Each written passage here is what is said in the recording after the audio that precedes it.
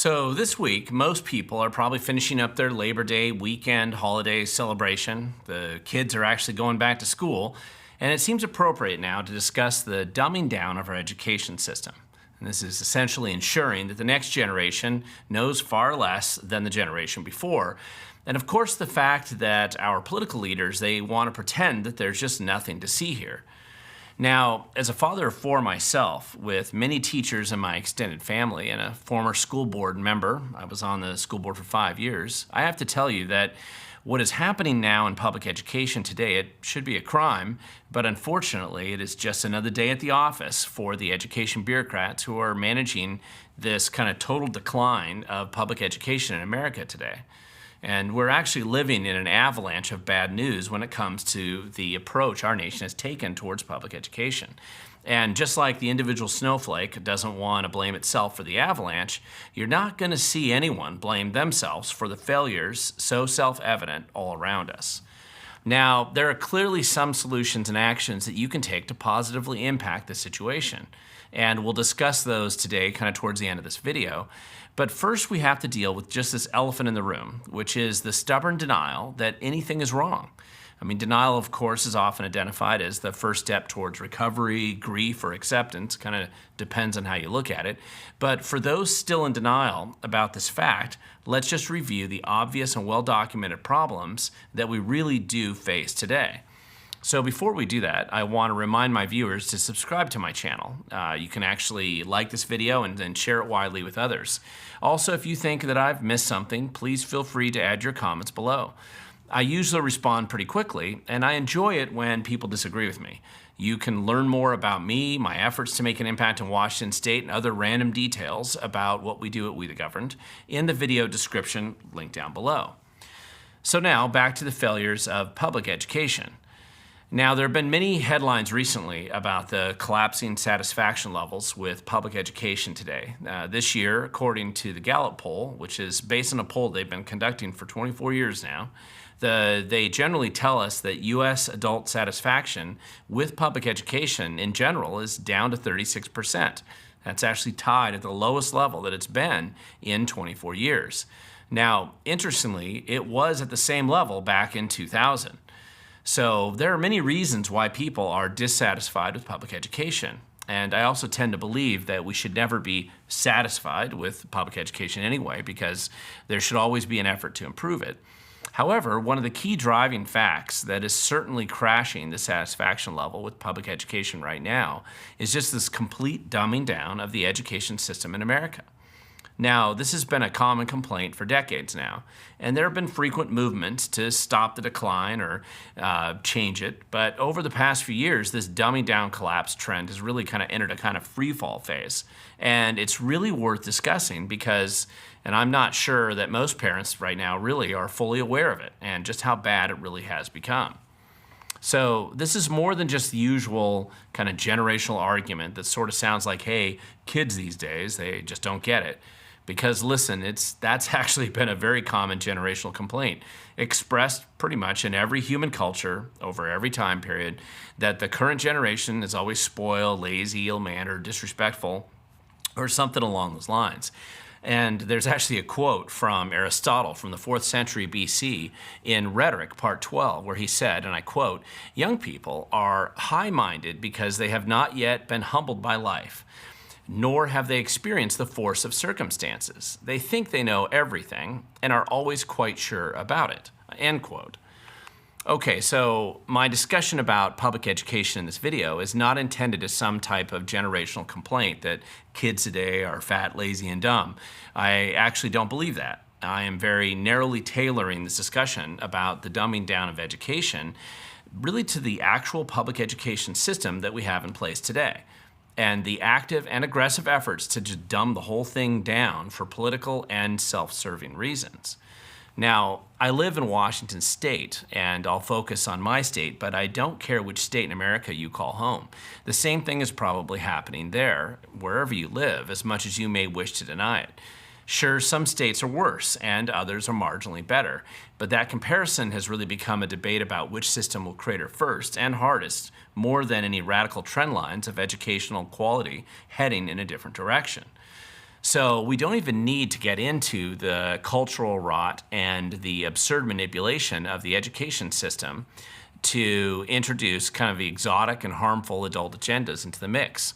Obsessing about forced gender ideology, for example, and basically manipulation and racist efforts to install this kind of victimhood into the classroom through the diversity, inclusion, and equity scam, or even open partisan manipulation of the content at the classroom level. All of these things tend to make the news and are essentially planting the seeds for the destruction of public education as we know it today. However, it's even worse than this at the classroom level.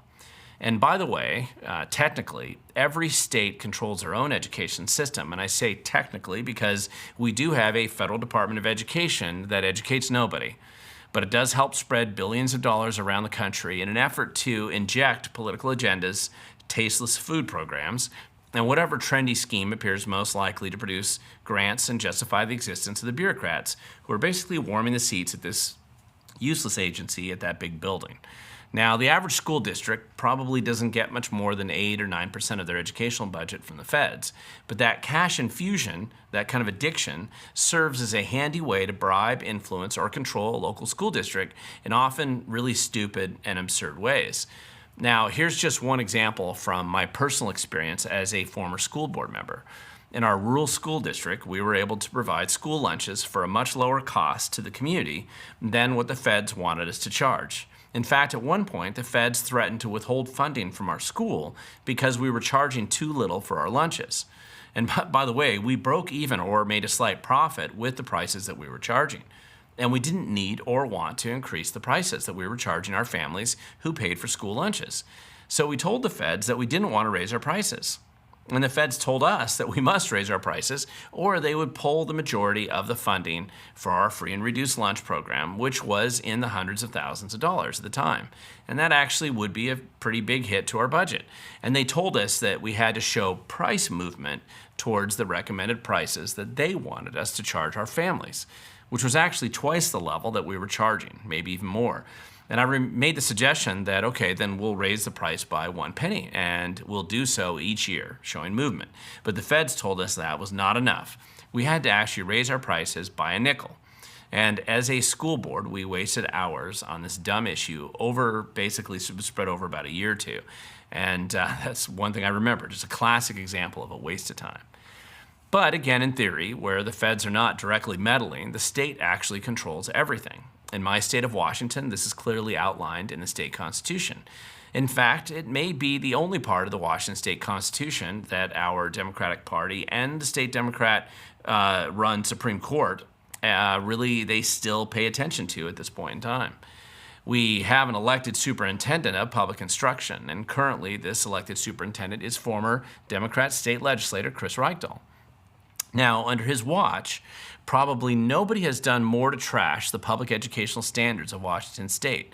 And just like Governor Inslee, Reichtel has become an excellent sales pitch encouraging parents to pull their kids out of the public education system as quick as you can. And so far, over 41,000 families have actually done this in the last few years.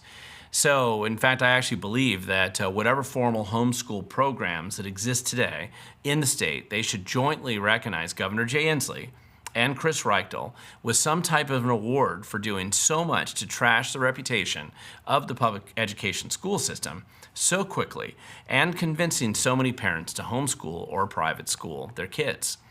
So you can really see why they would deserve this award. So let's just look at one of the ways that Chris Reichtel and the state educational bureaucracy have decided to destroy public education in our state. And it's not just been their strong basic campaign to offend parents who don't want their children to obsess about race, sex, and obscure pronouns, but also to completely dumb down every measurable standard of education in math, science, and basic language arts. Now, first, this is done by passing everyone, no matter what. And it's hard to fail school today. If you show up at least some of the time, you're going to get shoveled through the system, and a diploma means a lot less now than it has in times past. In fact, a few years ago, there had actually been a trend when I was on the school board, and it was to basically push concepts like rigor and grit and highly capable programs and challenging the students to do better and kind of move beyond where they were at. Now, those concepts have essentially fallen out of favor now with the educational bureaucracy today, and they never liked them in the first place, but unfortunately, the abysmal test scores now prove that student learning, by any metric, has only gotten worse. And big surprise, however, it's just more than basic collapsing test scores and a flight from the school system by parents who can afford to put their kids somewhere else. Part of the direction from the public school leadership to the teachers now across the state has been to actually reduce that rigor, make up excuses, lower expectations, and then drop the tangible metrics that they were once using back when rigor and grit were kind of the themes of the day. Now, I tell you this not to alarm you so much and not to cause panic. Self-destructive trends like this in public education, they're actually nothing new. I remember the problems in the public school system in basically the 1980s and 1990s that actually led to some of the original attempts to reform with some type of quality control, standardized testing, and restore some level of proficiency. And I remember the fuzzy math debate that they had in Seattle 20 years ago. And if you have any close familiarity with public school teachers or programs, you will probably be aware of some teachers that resist the direction and formal policies to dumb it all down. Some districts are actually less affected than others, mainly because of personal people that work there who fight back. But does anyone doubt that the active removal of such large numbers of kids in Seattle, Bellevue, and other wealthy districts has been directly related to parents paying attention to the dumbed down program and realizing that anything else was preferable to basically what had happened to these programs that they enforce today? Now, I'm also very familiar with the fact, and this is just true, that many people who are underserved by the public education system do turn their lives around later. They self-educate to make up for what they missed when they were young, and the state was basically in charge of their education. And all's not lost, but this is only because people will tend to adapt and adjust. Right now in Washington state, we spend about $18,175 per student, which is about $4,000 higher than the national average. Now this number is a few years old, so it seems likely we're probably pretty close to $19,000 right now. Unfortunately, the higher the cost of public education in Washington, the worse the test scores are right now, the worse they're becoming. You're paying more. Now, while this probably works in a Common Core bureaucrat's world, like the public education system we have today, most people recognize we shouldn't be paying more for much lower quality results. And yet government seems destined and determined right now to go down this way and then tell us that we should eat this crap sandwich and thank them for the result. So the question is, of course, what can you do about it? I mean, ultimately, this is just one of those questions that you have to ask yourself. What can you do? Now, first, we have to overcome the denial reflex that the entire system always responds with to instinctively pretend that all is well and that there's no problems to see here. We also have to ignore the frequent effort to distract the public from the total collapse in educational standards. And the truth is, and I know this will come as a shock to my lefty friends, but the truth is your kids will not get better math scores with 100 pronouns versus 2. Their future will not be made brighter by protecting pornography and pedophiles in schools, as though that's some type of First Amendment right. It's laughable, of course, because at the same time, the exact same schools are censoring all dissenting thought and ideas. And of course, the kids, they don't receive a better education when everyone gets a diploma, just like everyone gets a trophy for showing up. And finally, making everyone either a victim or a victimizer by skin color is also an idea which I thought we kind of banished back in the 1950s and 60s. But it isn't any better just to observe today. The racist diversity, inclusion, equity agenda today is just as ugly and nasty as the discredited racist, separate but equal agendas from 60 years ago. So putting condoms in a cucumber in boys' and girls' lockers may be cool for the wine and cheese crowd, particularly when they force it on someone else's kids. But if the kids can't write, read, or find their country on a map, they're not being prepared for a positive and productive life. Of course, our educational bureaucracy, they know this, and they just don't care. Your kids are not as much a priority as they have become a commodity, which is basically used to advance their career. And they don't really care about what crazy agenda train they need to ride to get to that big fat paycheck at the end of the day. Summer's off, of course, and then pension for life. And after all, these bureaucrats are people too, and it really isn't illogical that they think this way. So let's get back to what you can do first when it comes to your kids' education. You really need to pay attention to them. Make sure that they're being challenged. Just putting them in private school or charter school or even homeschool, that isn't by itself enough. You have to be engaged, involved, tracking, and then challenging them all the time. Don't presume somebody else is going to do it for you. And personally, I also believe education is more than just what they learn about math, reading, English, history, civics, etc. I really believe that a wider exposure, in addition to those things, to sports, outdoor activities, art, music, and crafts, and skills, that's going to give them far better preparation for life. But if your kids are in public school and that is the only option for your family, you have to stay exceptionally engaged. You have to pay attention to their teachers. Make sure they get the best teacher that they can for the subject that they want. Learn how to supplement the weak curriculum. Learn how to opt into special programs or perhaps into a nearby district with a better quality program for the subject matter. Push your child to take more challenging classes, if that's an option.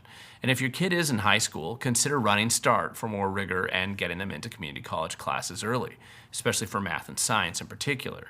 You still have to be familiar kind of with the local community college professors as well, but I've personally watched this just do wonders for kids and prepare them for their future far more effectively than if they had remained listlessly bored and just passing the time away in school.